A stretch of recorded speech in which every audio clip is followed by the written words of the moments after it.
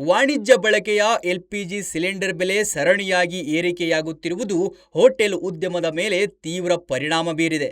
ಇಂದು ಕೂಡ commercial cylinder ದರದಲ್ಲಿ ಬೆಂಗಳೂರಿನಲ್ಲಿ ₹46 ಹೆಚ್ಚಳವಾಗಿದ್ದು, ಮುಂಬರುವ ದಿನಗಳಲ್ಲಿ ಇದರ ಬೆಲೆ ಬರೋಬ್ಬರಿ ₹4,000 ತಲುಪುವ ಸಾಧ್ಯತೆ ಇದೆ ಎಂದು ಗ್ಯಾಸ್ ಏಜೆನ್ಸಿಗಳು ಈಗಾಗಲೇ ಮುನ್ಸೂಚನೆ ನೀಡಿವೆ. ವಾಣಿಜ್ಯ ಸಿಲಿಂಡರ್ ಬೆಲೆ ಏರಿಕೆಯಿಂದ ಹೋಟೆಲ್ ಮಾಲೀಕರಿಗೆ ತೊಂದರೆಯಾಗುತ್ತಿದ್ದು, ದರ ಏರಿಕೆ ಮಾಡುವುದು ಬಿಟ್ಟು ಬೇರೆ ದಾರಿಯಿಲ್ಲದ ಕಾರಣ ಈಗಾಗಲೇ ಸಾಕಷ್ಟು ಹೋಟೆಲ್ಗಳು ಮುಚ್ಚಲ್ಪಟ್ಟಿವೆ. ಪ್ರತಿ ಬಾರಿ ಕಮರ್ಷಿಯಲ್ ಸಿಲಿಂಡರ್ ದರ ಏರಿಕೆಯಾದಾಗ ಆ ಹೊರೆಯನ್ನು ನೇರವಾಗಿ ಗ್ರಾಹಕರ ಮೇಲೆ ಹಾಕಲು ಸಾಧ್ಯವಿಲ್ಲ. ಹೀಗಾಗಿ ಹೋಟೆಲ್ ಉದ್ಯಮಿಗಳು ಈಗ ಪರ್ಯಾಯ ಮಾರ್ಗವನ್ನು ಹುಡುಕಿಕೊಳ್ಳುತ್ತಿದ್ದಾರೆ ಎಂದು ಬೆಂಗಳೂರು ಹೋಟೆಲ್ ಮಾಲೀಕರ ಸಂಘದ ಜಂಟಿ ಕಾರ್ಯದರ್ಶಿ ಕೃಷ್ಣರಾಜ್ ತಿಳಿಸಿದ್ದಾರೆ.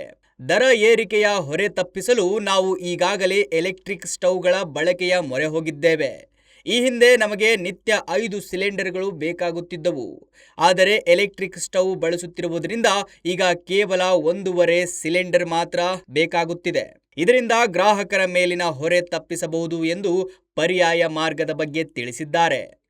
ದೇಶದ ಇಂಧನ ಭದ್ರತೆಯನ್ನು ಬಲಪಡಿಸಲು ಮತ್ತು ಅಗತ್ಯ ಪ್ರಮಾಣದ ಪೆಟ್ರೋಲಿಯಂ ಉತ್ಪನ್ನಗಳನ್ನು ಕಾಯ್ದುಕೊಳ್ಳಲು ಸರ್ಕಾರ ನಿರಂತರ ಶ್ರಮಿಸುತ್ತಿದೆ.